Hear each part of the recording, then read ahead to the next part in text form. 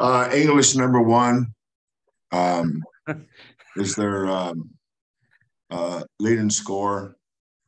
He actually played on Team Thrill with Jarris. Scott is the other guard, comes off the bench. He had 21 their last game against Southern Miss. Southern Miss is having a great year. I think they're 11-1. They had a great win at Northern Iowa. I was watching that game yesterday. Thing that jumped out at me was how well coached they are. Their coach does a great job. He mixes things up. He'll come down and go boxing one, triangle and two, a 1-3-1, 2-3, press, back into that stuff. If he was a pitcher, he would be Nestor Cortes from the Yankees. Just a bunch of curveballs, sliders, off speed. Very rarely throws you a fastball. So, forces us have to be organized, number one, and be aggressive. We can't get back on our heels against a team that's going to change defenses every possession and junk it up in a good way. Because I've been there. I've been over there where we played that way, and that's what he's doing. He's a good coach. He's figured out how to win a game his way, keep his team in the game, and he's got enough talent that when they make shots, they can be a problem. Shoemake kid inside, I love because of his energy, high motor dude. He's got 44 offensive rebounds, which tells you how hard he plays. So, we prepare the same way for every team. We're not allowed to be on the outside of the arena. We have to say, okay, here's how we're going to win this game. Here's how we're going to guard them offensively. Here's what we're going to do. Get organized and go play Cougar basketball. Thank you, Chris. Great question, as always. We'll go to Greg Bailey from KTRK. Greg, go ahead, please, sir. Kelvin, good morning. I would like to ask about Jarris Walker and some of the passing ability that we've seen. It seems like right place, right time when he works. Where is he in that part of his game, and what does that tell you about his development within your system? We didn't develop that. He came here with that. I mean, obviously, when we recruit these guys, we kind of know what they're good at. Jarris has always been a good passer. I think he's finally getting comfortable, which is, he's evolving, like all freshmen do. In October, everything's new to him. In November, he's still trying to connect the dots. But, it just takes time. That's why you don't overreact to anything. He's still going to have some struggles. Yes, that's just the way it is. But normally in our spacing, we'll, whether it's Brian Brady or Nurazana, Kyle Meyer,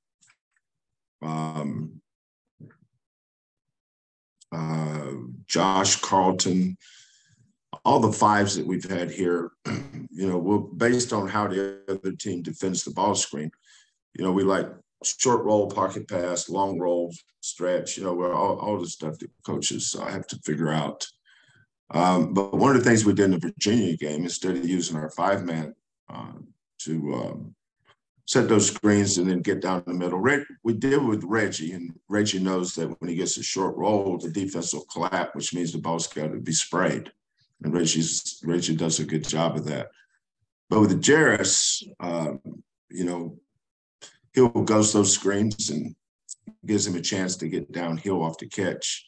Then when he gets the catch, reading the weak side. But, you learn every game, like offensively against St. Mary's, Kent State, Alabama. You know, we've evolved from those games. You know, our offense is our execution was at a really high level out of timeouts. I think we scored 15 points on after timeout plays, the most all year. But you know, it's middle of December now. You know, we weren't very good at that in November. But look at what we were good at.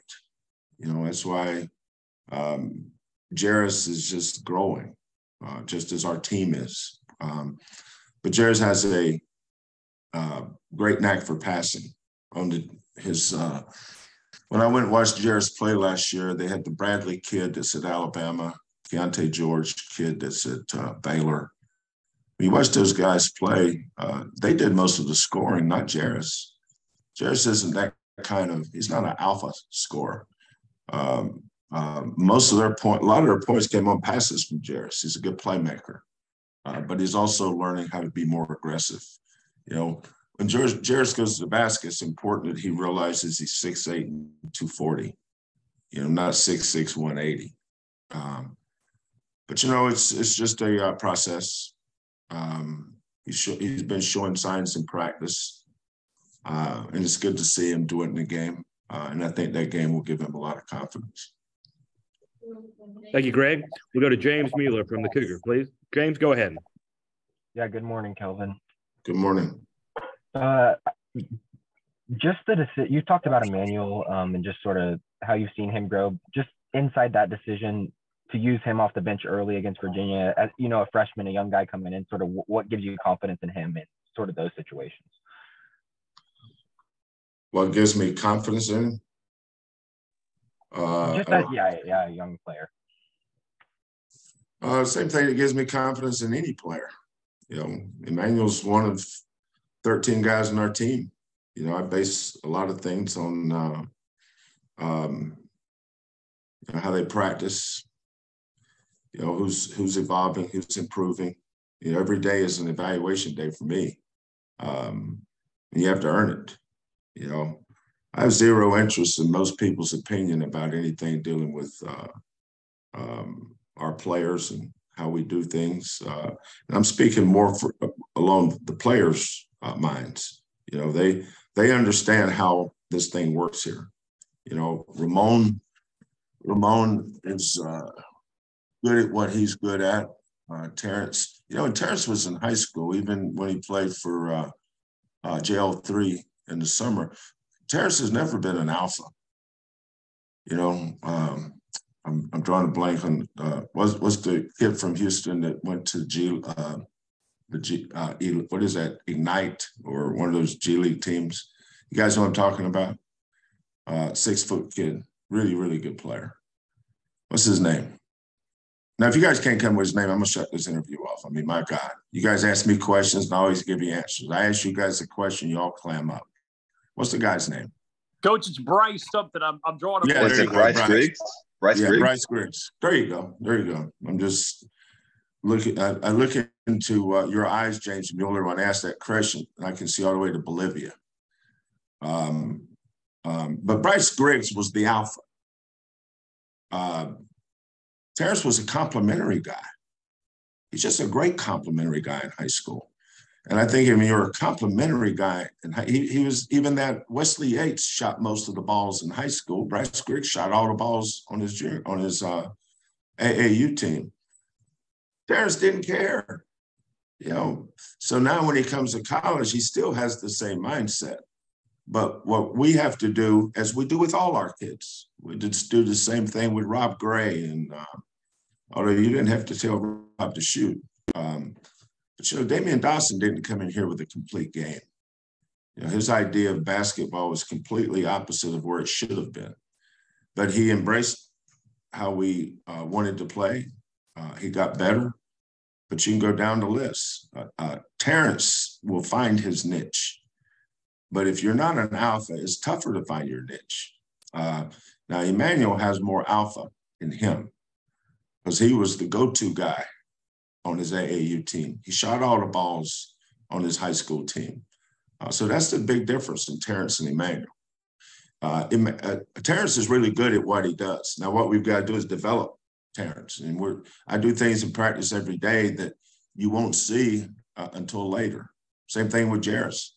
We'd have segments in practice in October where I'd put the defense on the baseline, and Terrence and Jairus got the ball one-on-one. He couldn't pass it to anybody. He had to go score. And, we beat him up a lot of days doing that. And Terrence is going through that now. I mean, we're really working hard to develop Terrence. And when he does find his niche, that just gives us another weapon. But Emmanuel can shoot that ball. He's still getting comfortable. These guys are coming off the bench, which means they've never done that in their life.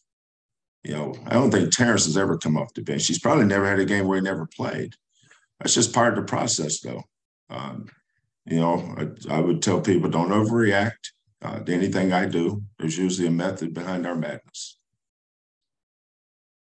We'll go to Andy Yanez from Gallery Sports. Andy, go ahead, please. Good morning. Okay, I have to make sure I'm on mute. Good morning, Kelvin. How are you doing? Good, Andy. Thanks. For sure. Yesterday I was talking to Kelvin Sampson. It's going to be a change of subjects, but Kellen. You're talking to Kellen who? Sampson. Kelvin Sampson. Good. I didn't know who you're talking about till you said the Sampson part. Coach Kel is what you guys call him in the team, correct? No, I call him Kellen. Kelvin. I guess I've called him Kellen for 37 years. So I was talking to Kelvin Sampson yesterday, and he was talking about around this time last year, he remembered a phone call you gave him in regards to the Marcus Sasser news. And I was just curious if you recall that phone call to him and anything you could share about kind of maybe not the mindset of where it was, but just how really that whole Marcus Sasser injury came about around this time last year.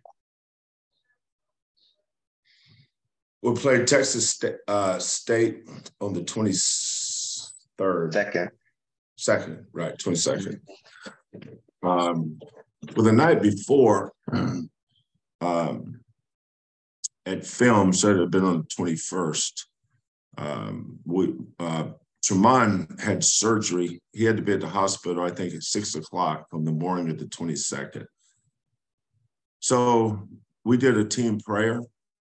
We all, part of our film study that night was Tremont being there with the team. And, we just got in a circle and held hands. And I think KC Beard led us in prayer. And then it was, when it was done, I think we said the Lord's Prayer. And then we had a silent moment praying for Tremont to have a successful surgery and successful recovery. And so that was, I think, heavy on our minds. That next morning, the 23rd, and then that night, I thought I could tell our team was starting to come together. It's usually this time of year our team starts looking like what we want them to look like. You're always going to have little slippage areas now and then, but so we played Oklahoma State in Fort Worth, I think the week before. I don't have the dates in front of me, but Marcus had really sprained his big toe. He had a foot injury, but it wasn't his fifth metatarsal it was a toe. So that was a separate injury. So he was still nursing that a little bit. And Marcus was playing one of his best games. And we had to line up on the floor. I felt like we were going to go forward with. I had Jamal at point, Marcus, Kyler, Fabian, and Josh. So we kind of worked our way through the season, the evolving process, all that stuff. So okay, here's our team. We're going to start Jamal. We're going to start Marcus, Kyler, Fabian, and Josh. And now coming off the bench, we were going to have Tajay and Ramon. That gave us great depth in the backcourt. Then up front, that didn't change. So I was excited after the game, because the things that we had been working on was kind of taken hold. Then I had no idea Marcus had broke his foot. John called me the next morning. Quantas was actually at my house. I think he was dropping off a Christmas gift. And I was sitting in back in my back yard. And when I was talking to John, and John called, and I can't remember how he said it, but it said that, you know, he was going to have surgery. He's out, going to have surgery. And, you know, that just, you know, like back, you know, puts you back, just, you know. And my first reaction had nothing to do with the team, nothing, you know. I used to be in charge of, I have a responsibility to develop these kids, and I know how hard they work when nobody else sees them. So when I got the news, Quantas was there, so I had to talk Quantas off the ledge.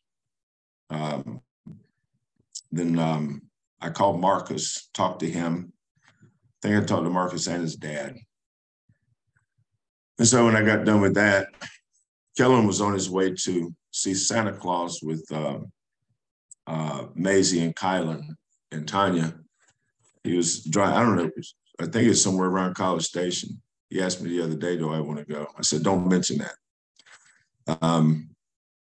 But I caught him in his car, and I think the first thing I said, okay, Hoss, what's the worst possible news that I could give you right now as far as the team's concerned? And he said, oh God, who got hurt? I said, Marcus broke his foot. He's out for the year. So we also had a COVID. We were going through a COVID thing too. I don't know if you remember, but we were supposed to play on the 28th. And we had to cancel that game because we had 10 people in the program. You know, managers, trainer interns, couple players, all got COVID, so we had to cancel the game. But at the Texas State game, you know, that morning, Tremont had surgery. That night, Marcus broke his foot. But what most people don't remember is Kyler had a grade 3 ankle sprain. So, the 23rd, I found out early that morning. So obviously, your mind starts going into overdrive on how we're going to have to change some things. And, you know, from a strategy standpoint, we've got to, you know, just move some things around. It's like a Rubik's Cube. You're constantly trying to get everything to align. But I think it helped that I had the 23rd, the 24th, and the 25th to think. So the team got together the night of the 25th, which we'll do this year as well. And they all knew. I think I talked to each kid individually. Most of them stayed here. Some of them that was close enough went home. I think Tajay went back to Mississippi. Kyler stayed here. I mean, hats off to Kyler. He spent 8 hours a day in that training room, 23rd, 24th, 25th. He didn't go home. His entire Christmas break was spent on the training table getting treatment with John. And kudos to John. We got the best trainer ever in John Houston. So by the time I got with the team that night, we went over to film Texas State game. You know, you can kind of compartmentalize from there. Went through that. And then when we got down to the court, you just start playing with pieces. I knew that we were going to play Temple next, and I knew we wouldn't have Kyler. So I said, Fabian, you're going to get your dream. You get to be what you've never been. You get to be a 3-man. You get to be a guard, because we had no more guards. You know, people forget that Ramon had tendon detachment surgery on the top of his left hand. He was out from middle of November until December 21st. So he hadn't touched the ball. And so we're going to play a conference game on the road with Jamal, Tajay, and Ramon. That's it. Tremon's out, Marcus is out, Kyler's out. I still think that was our greatest win of the year because of the circumstances. Now, obviously, all the, winning the conference tournament, winning 3 games in the NCAA tournament speaks for itself. but our team, where we were fractured, but we were tight. Our culture is we play for each other. And I think there was nothing that embodied that more than after we knew that we lost Tremont and then we lost Marcus. It was like watching channel 112. And all of a sudden the program goes off and you got to find another channel. And, thankfully we did. And I can't tell you how proud I was of that team during those days from the 23rd until January 2nd. That was the most important stretch of the season, because you got to get them to believe too. You got to get them to believe that they're going to win. And winning that game and how we won it at Temple, I thought really propelled us. Thank you, Andy. Thank you, Kelvin. We'll go to Josh Criswell from Prime, please. Josh, go ahead. Hey, good morning, Coach. Good morning, Josh. Before the season, you talked about how late December, early January is kind of a point where you typically get a good feel for what you have as a team. Just in your opinion, what's the biggest area you guys have grown since the start of the season? I think trust in each other, shot selection. After the Alabama game, I just wanted to vomit. That was exactly the way I felt. I said, that doesn't look like one of our teams. And so, sometimes as a coach, sometimes you got to use your hammer. And what we did after the Alabama game, that's why losses, you learn from your losses. That's why I think, wisdom and lessons, W's and L's, wisdoms and lessons. We learned a valuable lesson. It's not about playing through somebody. It's about working for the best shot, and we're playing against really good defenses. The uneducated may think that you should be able to run an offense where you're going to get a great shot or run a great play or get a great shot every possession. Well, think about how those teams are. Arizona was the number one offensive team in the nation. Look at them against us in that game last year. It just shows you how tough it is offensively against good defensive teams. Kent State's an outstanding defensive team. St. Mary's hangs their hat on their defense. Alabama had athleticism and length, and you're not going to look good against those teams. And I understand that, but that wasn't the problem. The problem was sharing. The problem was playing team basketball. But you get exposed. I like getting exposed. We're not perfect. We're never going to be perfect. You're not going to have perfect possessions. You're not going to have perfect shooting nights. That's why most of our great wins comes on nights we don't shoot well. But teaching your team how to do that is a challenge. It's not easy. But I think get our team to get the ball to the third side. We against Virginia, whatever side we started on, we always got to the second side, but our shots came on the third side. We were not doing that against Alabama. And you just don't call a timeout and fix it. You should try to, figure it out from there. So I think sharing the ball, our defense is improving. I think we're going to get better defensively. Our rebounding has really improved.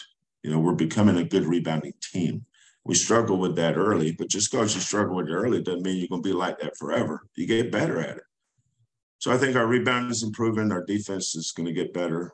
But the thing where we've grown the most, I think, is learning to play with each other. We don't have the same guys. I think one of the things that people forget is you're replacing 4 starters.